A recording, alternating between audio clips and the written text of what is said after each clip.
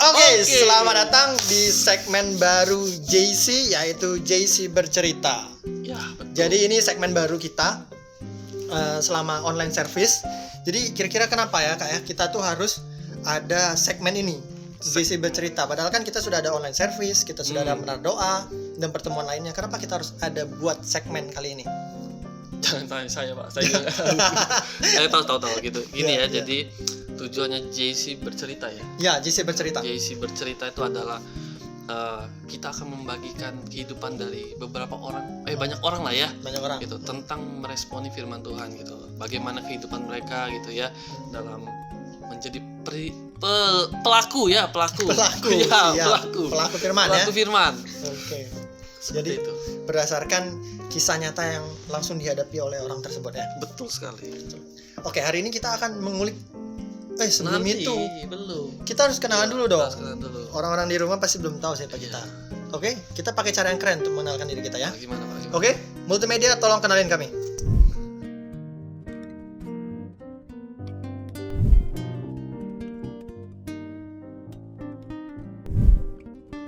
Oke, sudah. Oke, hari ini kita akan ngulik siapa nih? Kita akan mengulik kayak main musik, Pak. Alat musik. Kita akan mengulik seseorang wanita ya. Seorang berarti satu. Jadi pembicara kita, narasumber kita satu orang.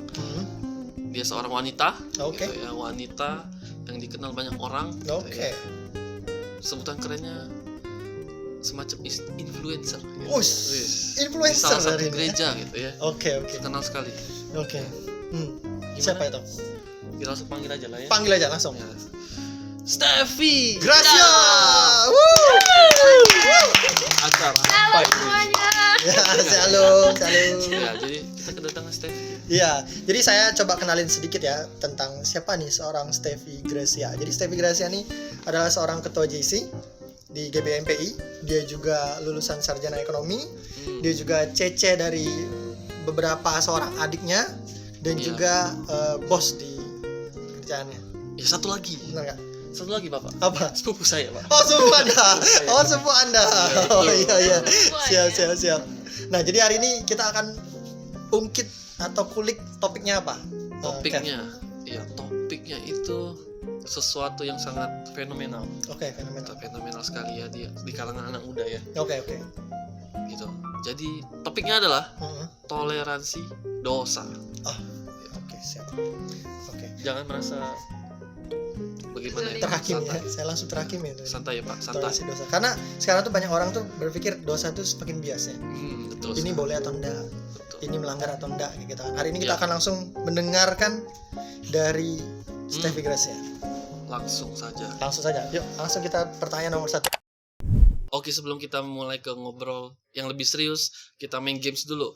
Dan nama gamesnya adalah Talk with JC. Oke. Nomor 1, aku Ya. Steffi Gracia dan aku seorang Anak Tuhan. anak Tuhan. Ya. Oke ya. Iya. Aku gila aku. Iya. Aku Andrew dan aku seorang. Apoteker. Oke, mantap. Aku Kevin Timothy dan aku seorang Ini orang. manusia ya, Pak? Oke. Apa satu hal yang diajari keluarga kalian sampai kalian jadi seperti sekarang?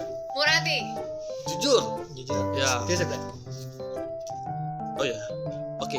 Apa yang kurang dari diriku? Aku kurang duit. Aku kurang tidur. Kurang tidur. Itu. Kurang jodoh. Kurang jodoh. Jodohmu mau berapa banyak? Sampai kurang. Belum ada, Pak. Belum ada ya. Bapak apa? Kurang apa? Oh iya. Belum ada, Pak. Kurang ganteng. Kurang ganteng. Kira kurang ajar. Kira aja. Astaga. Seberapa dekat kamu sama keluarga? Oh, dekat banget. Kayak hidung sama bulu hidung. Oke. Tolong yang bagus dikit. Seberapa dekat kamu sama keluarga? Deket. Oh ya, sedekat jari telunjuk sama jari tengah. Kenapa jadi? Biar jadi peace. Oke, Ya, jadi. gila. Ya. Kalau aku deket banget ya, seperti tulang dan sendi-sendinya. Uhuy. Lanjut. Saya lagi. Kalau kamu punya, saya ulang ini, maaf, grogi. Kalau kamu punya satu kesempatan untuk meminta apapun, kamu minta apa? Aku minta 3 kesempatan lagi. Kan Aku minta jodoh. Jodoh. Kau minta apa? Ayo, Pak. minta apa ya? Skip bisa. Ya sudah, kita baik hati skip lah ya. Skip, oke. Aku paling tidak suka orang yang Silent reader. Kalau di chat tidak dibalas. Nah, siapa itu ya? Astaga, Oke. banyak Aku paling tidak suka orang yang makan 5 bayar 3, ngaku 3. Oh, Ya. tidak jujur ya, Pak Ya, ya. nggak jujur. Oke. Kalau aku paling nggak suka orang yang PHP, dengarkan semua laki-laki di sana ya. Tahu aku siapa tuh. Saya tahu. Tit. Kalau corona selesai, aku bakal Liburan. liburan. Hmm. Jadi berubah. Kalau nggak selesai dengar-dengar mau ini Pak, olahraga, nge-gym kan? Oh iya iya. Sabar. Kalau aku onsite datang ke gereja. Woi, anak Kawan Tuhan nih, ya. anak Tuhan. Hal Ibu apa Stefi. yang bikin kamu stres? Halo, Pak. Chat tidak dibalas. Kan tadi sudah yang lain. Tetap aja chat tidak dibalas. Seputaran itu ya Pak, ya, sepertinya ya. Hal apa yang paling bikin kamu stres? Bikin stres. Ini apa namanya?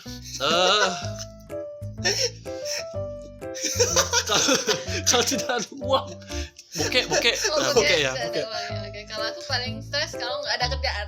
Oh, nggak ada kerjaan. Oke. Kerjaan ibu ya. Pertanyaan ya, terakhir. Terakhir. Dari aku. Hal apa yang kamu sukai dari aku? Cie. Bukan cie.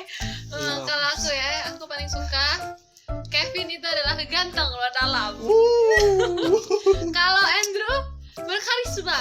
Kayak motor. Motor kali sih. Nggak tahu. Gitu. Kalau Bapak? Oh, kalau aku ada Ibu Stefi dulu ya. Ibu Stefi ini yang paling saya suka strong, Strong. luar dalam gitu ya. Luar Kayak dalam. batu karang. Oh, siap. Kalau Bapak Andrew, nah ini yang paling saya suka, yang saya kagumi gitu ya. Paling mengayomi. Mengayomi siap. Mengayomi. Tahu polisi. Polisi tidur ya. Ayomi dia. Kalau aku, Bapak Kevin, puitis romantis Bucin. alias bucin. Kalau Ibu Stefi, kemamaan. Kemamaan. Iya, kemamaan. Itu jawaban aku harus untuk dia. Keibuan, orang nggak ngerti kemamaan. Oke, kita sudah selesai main gamesnya. Kembali ke serius. Langsung saja. Langsung saja, yuk langsung kita pertanyaan nomor 1. Jadi kan saya juga kenal sih seorang Steffi ini kan. Dari lahir tuh dia sudah menjadi dalam tanda kutip Kristen lah. Oh, oke. Ya, mendapat privilege untuk menjadi Kristen kan, beda sama saya ya. Gitu, saya dari lahir nggak langsung Kristen. Oh, oke. Gitu. Ya, tapi Steffi langsung lahir menjadi seorang Kristen. Dan pertanyaan pertama saya tuh, kira-kira pernah nggak tergoda dengan yang namanya dosa?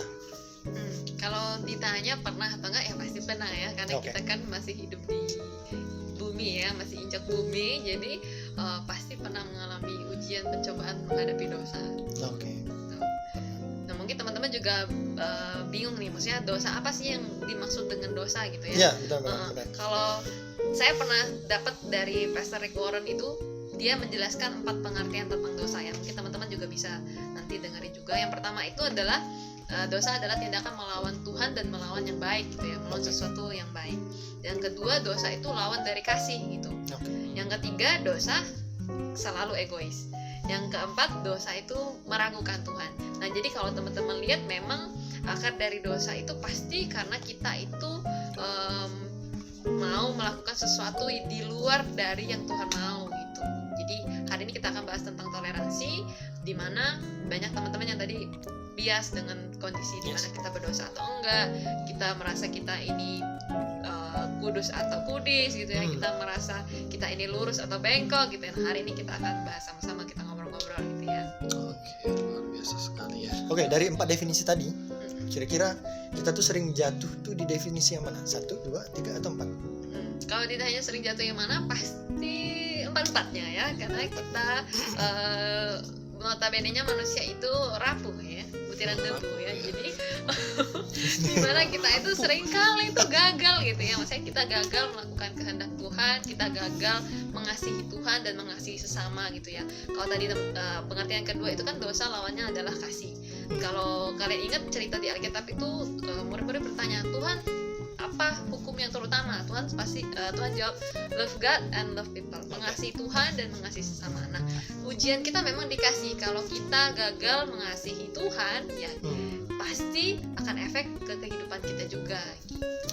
Oke, berarti mau kita lahir sudah Kristen atau belum, tidak menutup kemungkinan kita bisa jatuh dalam dosa ya. Yang menjamin. Gitu, ya. Cobaannya tetap sama untuk orang Iya. yang punya privilege ataupun yang tidak punya privilege ya. Oh iya, Iya. betul. Sama-sama digoda ternyata ya.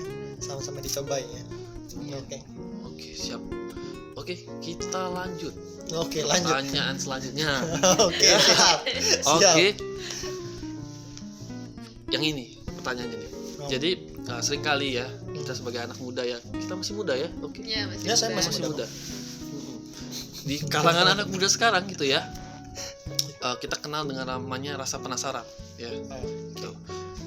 Jadi rasa penasaran ini akan dosa gitu ya. Misalkan nih ada sesuatu yang dilarang gitu, kamu nggak boleh lakuin ini. Kalau kamu lakuin ini, kamu akan jatuh dalam dosa. Oke. Gitu ya. Tapi seringkali kita sebagai anak muda tuh malah terpancing gitu ya. Semakin dilarang semakin mau menjadi. coba Mau menjadi. coba, Iya. Makin barbar gitu ya kan. Nih. Makin barbar gitu. Dalam banyak hal lah gitu ya. Hmm. Nah, itu gimana anggapan dari Steffi sendiri? Kalau banyak anak muda sih memang bener ya, banyak penasaran gitu ya, banget ingin coba-coba, bosen, apalagi sekarang zaman online gitu ya, semuanya bisa kita sentuh hanya dengan jentikan jari Thanos ya.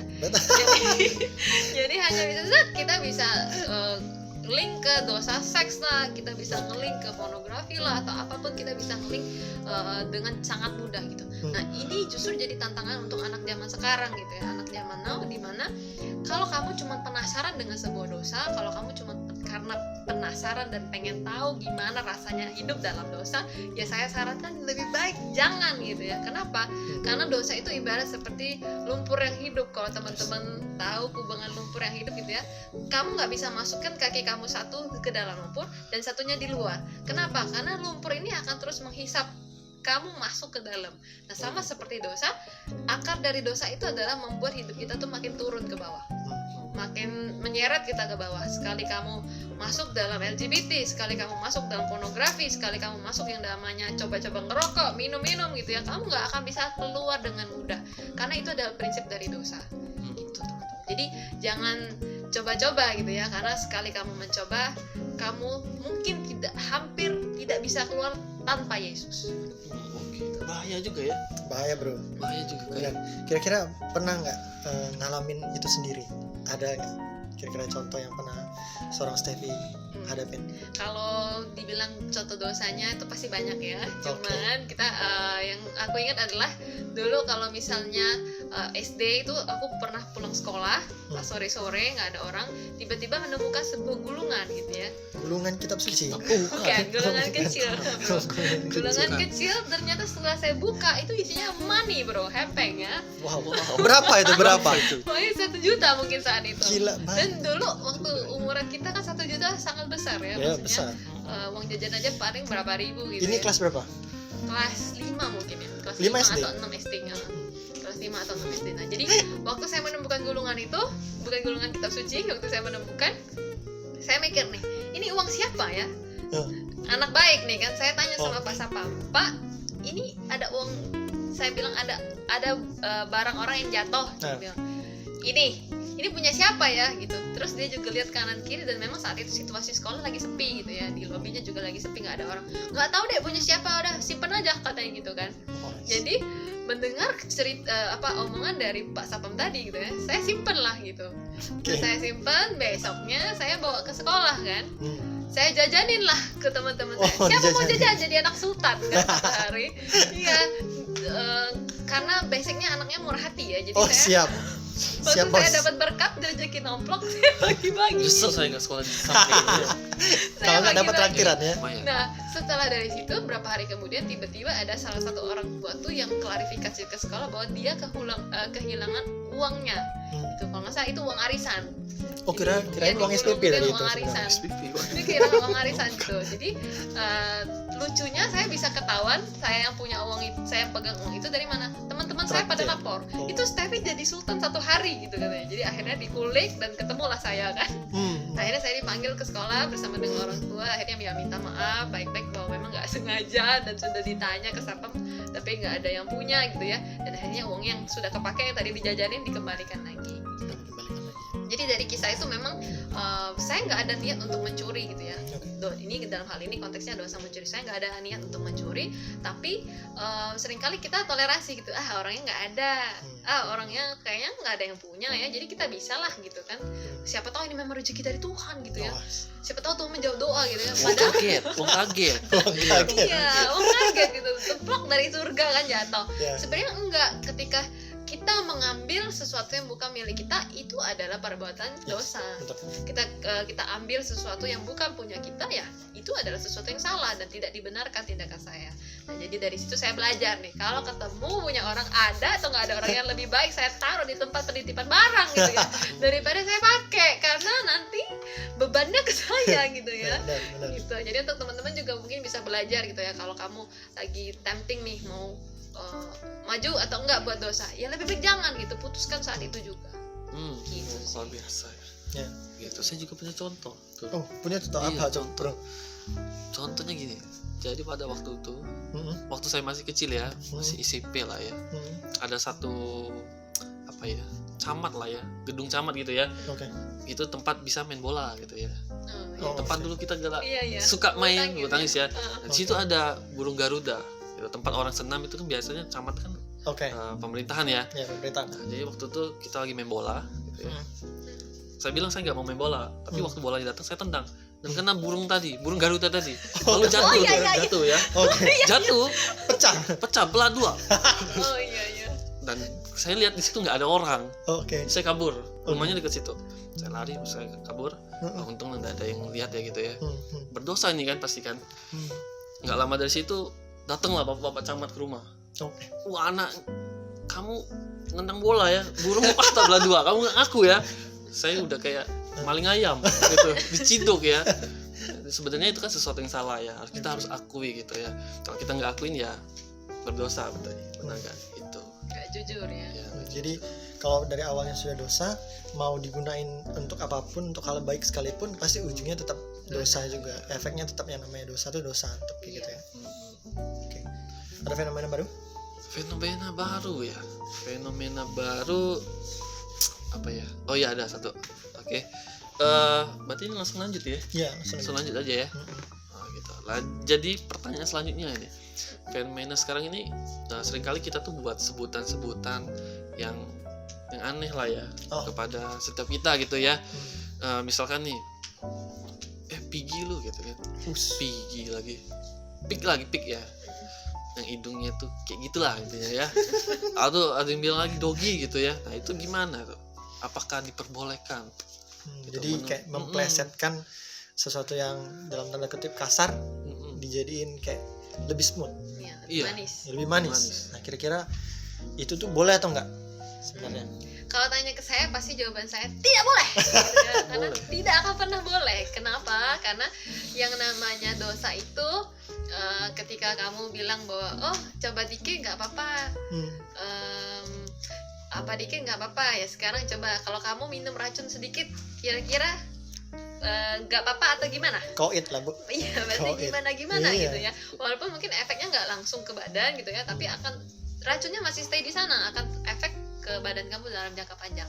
Nah sama seperti ya kalau kamu ngeplesetin ngomong kotor lah, kamu iri hati, gosip, kritik orang, semua yang hal-hal yang tidak terpuji itu ya, maksudnya tindakan-tindakan itu, maka kita akan jadi pribadi yang mentoleransi dosa. Gitu. Nah, kata toleransi itu muncul sebenarnya gini, kenapa sih kita nggak boleh toleransi dosa? Misalnya teman-teman tahu Kompas ya, kompas, misalnya kompas itu kan dia selalu ujungnya ke utara sama ujung ke selatan kan, dia selalu mencari salah satu dua kutub itu. Kemudian kita bilang sama kompas coba kamu toleransi sedikit lah, utaranya miringin sedikit. Nah kira-kira kalau kita miringin itu dibawa sama pilot, dia pasti akan terjadi kekeosan ya gitu ya, kacau ya dunia perudaraan itu ya, karena akan jadi tabrakan lah segala macam. Nah sama seperti ketika kita mau mencoba mentoleransi sebuah dosa, gitu. Miring 1 derajat aja, dimanisin sedikit aja, itu tetap dosa gitu. Dan dosa itu membawa resikonya, sebab akibat dari dosa. Nah ketika kita berdosa nih, sengaja atau nggak sengaja, dalam Kristen juga kita nggak ada dosa besar, nggak ada dosa kecil ya. Sekali kamu berdosa, baju kamu yang putih tadi sudah kena nodanya gitu ya, udah bernoda gitu. Dan waktu kita bilang bahwa walaupun cuma sedikit, diplesetin sedikit aja, ya dosa itu akan tetap menempel di kamu. Jadi jangan sekali-sekali bilang nggak apa-apa, ngomong kotor 1 kali aja, lagi kesel nih, lagi sebel nih gitu. Nggak apa-apa, ngerokok dikit aja, lagi pusing nih gitu ya. Nggak bisa seperti itu. Ketika kamu nggak konsisten dengan pilihan hidup kamu, ya kamu harus menanggung dosa, akibat dari dosa yang berkelanjutan, dan kita nggak tahu sampai kapan kelanjutan itu. Betul, sama seperti kayak yang kamu bilang di poin nomor 2 tadi kan, kayak dosa itu sebenarnya seperti lumpur yang hidup ya. Jadi ketika kita masuk ke dalam lumpur hidup itu, kita belum tentu bisa keluar ya. Ya syukur-syukur kita bisa keluar. Kalau kita nggak bisa keluar, terus di sekeliling kita juga nggak ada orang yang bisa nolong kita, gimana kita mau keluar? Tambah dalam, tambah berdosa, tambah jatuh, tambah berat, dan akhirnya kita semakin edik sama dosa itu dan tidak bisa lepas dari dosa itu ya. Terhisap lumpur jadi zombie hidup. Jadi zombie hidup. Saya belum pernah itu. Belum pernah. Gitu. Di film-film kan sering ya. Ya, tapi berarti dari situ juga kita tahu bahwa orang di sekeliling kita tuh penting ya sebenarnya. Ya benar banget. Makanya ketika kita ada di komunitas, lingkungan kamu, teman-teman gitu ya, ataupun di keluarga, itu sangat menentukan gitu. Apakah kamu bisa hidup lurus, hidup kudus, dan hidup tidak mentoleransi dosa gitu. Makanya penting untuk punya teman yang baik gitu ya, karena besi menajamkan besi, gitu ya, manusia menajamkan sesamanya. Jadi kalau kamu coba-coba menajamkan selain dari itu, ya jangan, lebih baik. Tapi misalkan ya, misalkan ya, kalau kita mau lihat tadi ya, pleset-plesetan gitu ya, misalkan ya, nanti kita dibilang nih, kuno lo gitu kan, maksudnya kan baik gitu. Saya ngatain, jangan nggak boleh. Tapi kan maksudnya my bro gitu. Maksudnya baik, lebih tapi akrab kelihatan biar ya. Iya, biar lebih akrab. Tapi kalau saya jawab sendiri ya gitu ya. Tapi kalau kita mau lihat fenomenanya seperti itu ya, kayak kita bilang gitu kan. Tapi kalau kita mau lihat, memang perilaku di zaman sekarang tuh sudah mulai seperti itu. Jadi bahkan dibilang gini, berdosa menyebut orang lain berdosa gitu. Jadi berusaha untuk membuat sesuatu itu tidak terlihat buruk gitu ya. Misalkan nih ya, dulu homoseksual, biseksual gitu ya, LGBT ya, betul ya, tahu LGBT? Tahu. Jangan coba ya. LGBT di zaman dulu itu ditolak keras, nggak boleh pokoknya gitu. Tapi di zaman sekarang orang lain akan bilang gini, ya terserah mereka, pilihan mereka, hidup mereka, hak mereka. Iya, berusaha untuk membuat sesuatu itu jadi punya pengertian sendiri menurut kita gitu. Nggak ada anak yang nakal, yang ada anak yang kurang perhatian. Masa kita nggak bisa bedain mana anak yang kurang ajar sama anak yang kurang perhatian?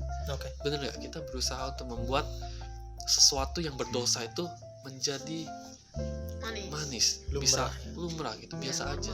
Jadi pengertian dosa kita buat sendiri, bukan berdasarkan firman Tuhan. Iya, luar biasa banget kan.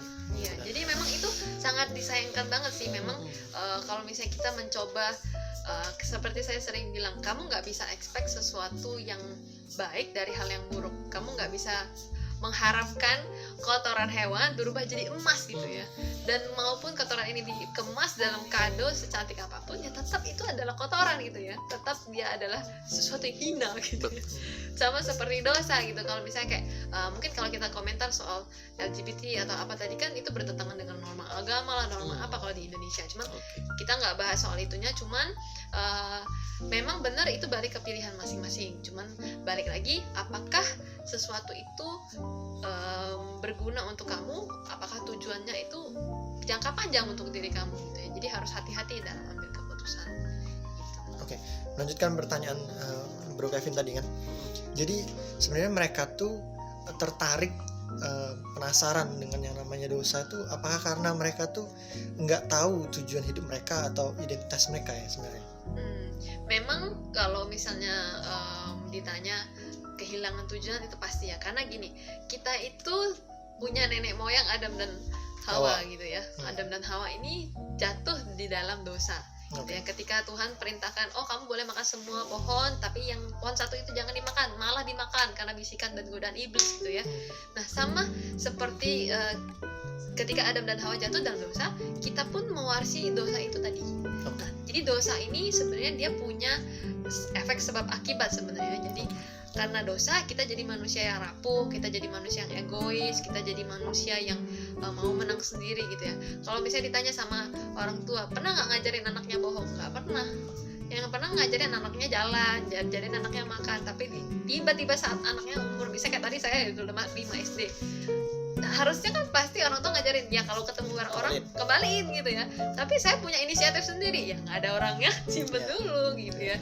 Sama kayak nyontek juga, oh nggak lihat guru, nggak lihat, nggak tahu kita nyontek. Oh sekolah online guru nggak lihat, kita nyontek sedikit boleh lah. Nah itu kan sebenarnya nggak diajarin, tapi itu adalah nature-nya, maksudnya secara alami memang manusia itu berdosa, dan dosa ini yang selalu nge-drag, selalu membawa kita turun ke bawah, nggak pernah jadi makin next level gitu ya, tapi selalu down. Oke, luar biasa. Gimana? Oke, lanjut aja pertanyaan berikutnya. Boleh? Lanjut ya. Kita lanjut. Semoga ini pertanyaan yang bisa memberkati kita semua.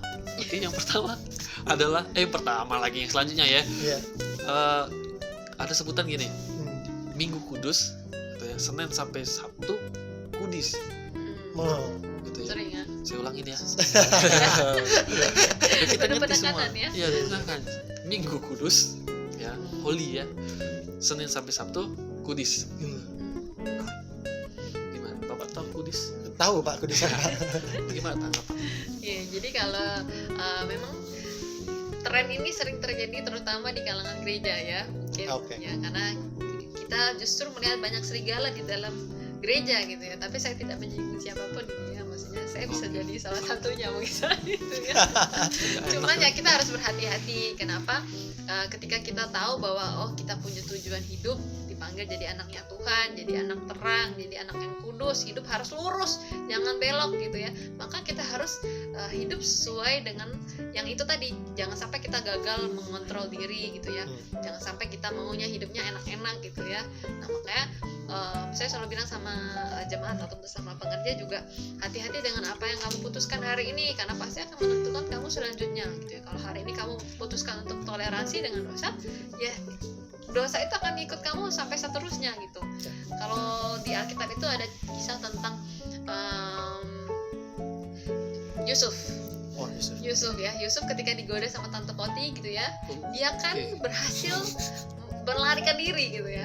Dia melarikan diri dari dosa dan dia berhasil untuk tidak toleransi dengan dosa. Walaupun saat itu tidak ada orang dan memang Tante Potinya mau gitu ya. Ya sama.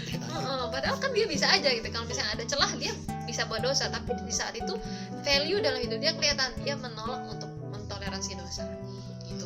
Sama seperti ketika juga Daud, ketika dia punya kesempatan untuk bisa bunuh Saul yang lagi ngejar-ngejar dia nih, Daud mau dibunuh oleh Saul, dan Daud punya kesempatan untuk balas dendam balik sebenarnya, tapi dia tidak ambil. Dia bilang dia nggak mau menjamah orang yang diurapi Tuhan. Nah di situ Daud berhasil untuk tidak toleransi terhadap dosa, gitu ya. Padahal dia bisa bilang sama Tuhan, tapi kan dia yang mau bunuh aku duluan, harusnya aku bunuh dia supaya aku tidak terbunuh gitu ya, kalau di film mafia gitu ya. Tapi di Alkitab tetap jelas, ketika kamu melakukan sesuatu yang tidak kudus, tidak benar, membunuh orang, ya itu adalah dosa dan itu tidak bisa ditoleransi. Jadi hati-hati untuk teman-teman yang justru ada di dalam gereja, yang baik itu jemaat maupun pengerja juga. Ya sama ya, pengerja sama jemaat sama-sama manusia ya. Jadi kita harus sama-sama belajar nih. Ayo punya persepsi yang baru, punya pola pikir yang baru, jaga hidup kamu, jaga hati kamu supaya kamu tidak terjerat dalam dosa itu tadi. Gitu. Jadi baik lagi sebenarnya di komitmen kita dalam mengikuti Tuhan ya. Iya. Kalau kita punya komitmen, itulah yang bisa bawa kita untuk tidak neko-neko lah Iya, betul. terhadap dosa. Nah, tapi saya terpikir bahwa kita kan masih manusia ya, seperti yang kata Steffi bilang kan di awal. Dan manusia tuh ada chance untuk jatuh. Ya, nggak menutup kemungkinan saya yang kita duduk di sini pun kita pernah jatuh Iya. dalam yang namanya dosa. Nah, kalau kita sudah jatuh dalam dosa, apa yang harus kita lakukan? Oke. Kalau kita bahas secara luas mungkin agak ini ya. Saya coba bawa ke cerita dulu waktu saya SMP tuh. Saya pernah juga jatuh dalam dosa games online ya. Oke. Kalau teman-teman tahu mungkin sebutnya PW ya. Itu PW itu nyaman ya? Hah? Oh, bukan. Bukan. Itu PW games online. Jadi ceritanya dulu ada teman yang kenalin gitu ya. Oh ini ada games baru dulu di masa itu nggak tahu tahun berapa gitu ya. Dan akhirnya ya main lah kan. Setelah main ketagihan tuh pagi malam main. Minggu gereja kan. Besoknya lagi Senin pagi malam main. Minggu gereja lagi. Selain sekolah ya maksudnya. Setelah sekolah kita masih main. Nah jadi dari games online itu ketika saya terjebak dalam games online saya berpikir bahwa oh kok hidup saya jadinya makin down ya. Saya terpikir gitu ya, maksudnya sempat terpikir karena ya itu tadi masih ke gereja. Untungnya masih ke gereja. Kalau saya hilang dari gereja mungkin saya nggak akan terpikir gitu ya. Gitu. Nah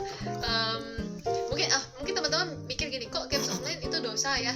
Jadi gini, sesuatu yang kita taruh yang sebagai yang nomor satu dalam hidup kita itu adalah Tuhan kita. Jadi kalau misalnya kamu taruh games online sebagai yang pertama dalam hidup kamu, maka itu adalah Tuhan kamu.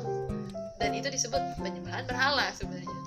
Ya berhala zaman now gitu ya. Kalau mungkin kita nggak bangun patung gitu ya, patung lembu kita nggak bangun, tapi kita bangun dengan hobi kita mungkin yang berlebihan. Kita bangun dengan hal-hal yang buat kita happy secara manusiawi, tapi itu tidak memuliakan Tuhan. Nah itu hati-hati di sana. Nah apa yang saya lakukan ketika saya terjebak dalam dosa itu? Yang pertama saya pasti mencari pertolongan gitu ya. Saya datang sama mentor ya. Saya datang sama orang tua yang bisa, maksudnya teman-teman yang bisa saya percaya. Saya datang, ini saya kejebak nih, gitu. Dan misalnya teman-teman juga bilang, oh saya kejebak nih judi online lah, bisa apalagi lah minum-minum segala macam. Saya terjebak, saya perlu dibantu.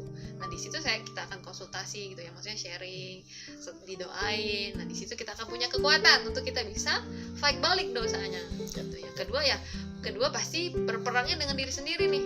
Kita harus bisa kontrol diri kita lagi, kita harus bisa kembali berdiri lagi, tarik kaki kita dari lumpur tadi sekuat tenaga, dan mungkin akan jatuh lagi gitu ya. Sama kayak saya mungkin habis tobat nih, kayak misalnya ikut retret, masuk tobat, keluar 2 bulan, balik lagi gitu ya. Masuk didoain sama Kevin misalnya punya anak didik gitu ya, didoain gitu ya. Oh, punya kekuatan untuk bisa fight misalnya dari dosa LGBT misalnya gitu ya. Tapi setelah berjalan waktu ketemu lagi teman yang sama, ketemu lagi pergaulan yang sama, jatuh lagi gitu. Kayak dosa itu punya daya tarik yang sangat kuat gitu ya, hati-hati gitu ya. Magnet itu ibarat magnet punya kekuatan yang tidak bisa kamu tolak dengan magnet selain dari itu gitu. Jadi ketika kita belajar untuk bisa melawan yang namanya dosa, kita nggak bisa lawan dengan diri sendiri. Makanya itu kita perlu Yesus. Oke. Tapi bro, Ya boleh. untung saya nggak, aku membayangkan ya, untung aku udah pernah di dalam posisi jadi Yusuf kemarin bro. Oh gitu. Saya nggak Kenapa kebayang. kalau misalnya jadi Yusuf? Nggak kebayang bro. Nggak kebayang. Nggak bercanda. tapi menanggapi yang dari Steffi bilang ya, kadang orang bilang gini, kamu ngapain ke gereja hari Minggu? Apa yang kamu cari? Banyak kan orang bilang gini, saya mau cari Tuhan. Terus Senin sampai Sabtu lu cari siapa? Makanya jadi harusnya Senin sampai Minggu kita selalu cari Tuhan ya. Kita harus bersekutu gitu. Jadi kalau misalkan hari Minggu kita cari Tuhan Yesus, jadi kita cari siapa dari Senin sampai Sabtu? Betul sekali. Tuhan yang jadi prioritas dalam setiap hari ya. Terus oke, gimana? Lanjut ke pertanyaan terakhir. Boleh? Oke, kita lanjut ya. Ini pertanyaan terakhir nih, Steph. Jadi kesimpulannya gitu ya. Sampai hari ini umur berapa? umur 26. Aduh, Disensor gak itu? kelihatan apa? Disensor nggak tolong ya, itu? disensor Oh, ya. Disensor ya. Iya. Ya, sampai hari ini di umur 26 tahun ya, gimana kamu bisa mempertahankan gitu ya, tetap setia gitu dalam hidup yang bersekutu dengan Tuhan gitu, secara singkat aja. Oke. Jadi memang perjalanan 26 tahun ini ya nggak mudah pastinya. Memang saya lahir dari keluarga yang salah satu orang tua Kristen, salah satunya juga enggak. Cuman di situ saya melihat bahwa ketika saya jadi pribadi yang mau toleransi dengan dosa, maka mungkin kalian nggak akan ketemu dengan saya hari ini. Gitu, maka mungkin kan nggak akan melihat saya jadi seorang pemimpin gitu ya di antara anak remaja gitu. Kenapa? Karena saya bayar harga yang cukup mahal gitu ya. Kalau teman-teman saya mungkin akan bilang seperti, oh Steffi itu orangnya suci gitu ya, kudus, tidak bercela gitu. Oh, jauh. Tidak nampak bumi sih. Nah, saya sering mendengar statement seperti itu, dan satu sisi itu jadi beban buat saya gitu ya. Maksudnya apakah saya bisa memang jadi seorang yang suci itu tadi, padahal kan saya juga jauh dari sempurna gitu. Dan saya membayar harga yang cukup mahal gitu ya. Kenapa? Kalau orang ngomong kotor deket saya, dia langsung bertobat sendiri gitu. Iya, dulu waktu SMP tuh teman-teman suka gitu, hati-hati ada Steffi gitu ya, jangan ngomong kotor gitu kan. Karena saya sering bilang, nggak boleh gitu, nggak boleh gitu. Dan sebenarnya saya bukan bersikap menjadi orang yang suci itu enggak, tapi saya tahu ketika saya toleransi di satu titik, maka di titik-titik selanjutnya di kehidupan saya tuh pasti akan terus toleransi. Jadi saya menjunjung tinggi, nggak Persatuan Indonesia enggak, saya menjunjung tinggi yang namanya komitmen gitu ya. Saya komitmen, maksud itu saya tahu harga untuk kita bisa hidup kudus, hidup lurus tuh harganya mahal. Tapi berapapun harganya saya akan mencoba bayar, karena ada Tuhan Yesus bersama dengan saya. Biasa. Amin. Mantap. Dan satu yang saya ingat gini, Tuhan tuh nggak benci sama kita pendosa, tapi Tuhan itu membenci dosanya. Tuhan nggak pernah toleransi dengan dosa, tapi Tuhan mampu mengampuni kita yang berdosa. Jadi kita nggak perlu takut apakah Tuhan nanti murka, tiba-tiba tanah berbalik menelan kita hidup gitu ya. Tuhan tidak akan pernah bersikap seperti itu. Kenapa? Karena Dia memberikan kita kasih, Dia memberikan kita anugerah untuk kita bisa lahir baru, hidup baru, bertobat gitu ya. Jadi nggak ada kata terlambat gitu ya. Untuk teman-teman juga yang mungkin hari ini kau bilang bahwa aku sudah terlanjur mentoleransi semua dosa dalam hidupku, bahkan aku menanggung beban yang cukup berat gitu ya. Orang lain nggak tahu, kakak rohani mungkin nggak tahu gitu. Hari ini saya mau bilang gini, nggak ada yang terlambat teman-teman. Jadi hari ini saat engkau dengar ini gitu ya, kita sama-sama belajar juga dari obrolan ini. Kami berharap bahwa kita bisa jadi generasi yang anti terhadap dosa. Kita bisa jadi generasi yang mau menyenangkan Tuhan gitu ya, bukan untuk mendapatkan nama atau gelar kesucian, tapi kita mau bisa hidup menyenangkan Tuhan. Saya rasa itu adalah reward dalam hidup yang tidak terbayar. Luar biasa. Tapi saya mau menanggapi yang soal Tuhan tuh sebenarnya memang kasih pengampunan kan terhadap setiap dari kita yang berdosa. Dia kayak kasih chance kedua, ketiga, dan keempat. Tapi teman-teman harus paham juga bahwa chance yang dikasih oleh Tuhan tuh bukan chance yang gampangan kayak gitu kan. Konsepnya seperti ini, seperti orang yang kalau naik sepeda. Kalau orang mau belajar naik sepeda, dia nggak akan pernah mau untuk jatuh terus. Tapi dia mau untuk bagaimana bisa mengendalikan sepeda itu sestabil mungkin. Ya kan, seseimbang mungkin. Jadi kalau teman-teman punya tujuannya itu mengikuti Tuhan, maka teman-teman gak akan menggampangkan pengampunan yang Tuhan beri. Jadi misalnya ada beberapa orang kan yang kayak kasih pemahaman bahwa ya sudahlah, dosa nanti juga Tuhan ampuni, terus besok dosa lagi, terus nanti Tuhan ampuni. Kan gak segampang itu pola pikirnya kan. Kalau engkau memang mau mengikut Tuhan, berarti engkau siap dengan setiap syarat-syarat dan tanggung jawab yang harus kau emban berikutnya kayak gitu kan. Luar biasa. Ya, mungkin kita masuk di final statementnya Steffi hari ini ya. Boleh, silakan. Ya, boleh Ceh. Boleh kasih final statement atas diskusi kita hari ini. Oke. Jadi buat saya yang teman-teman bisa simpan adalah, saya mengutip kalimat dari Bapak Gembala kita ya. No cross, no crown. Jadi tidak ada ketika Tuhan Yesus nggak mati buat kita, maka kita tidak akan pernah bisa selamat gitu ya hidupnya. Karena kita ini manusia yang berdosa, manusia yang hina sebenarnya, dan tidak punya kekuatan gitu. Cuman kekuatan itu bisa kita dapat ketika kita datang kepada pribadi yang tepat. Jadi datang pada Tuhan Yesus ya, jangan pada yang lain. Oke.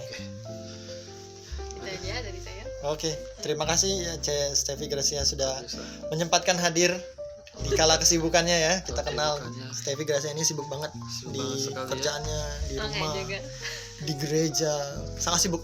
Tapi dia mau menyempatkan hadir untuk ngobrol sama kita berdua hari ini ya. Terima kasih Terima kasih. setelah meladeni kami yang agak-agak itu.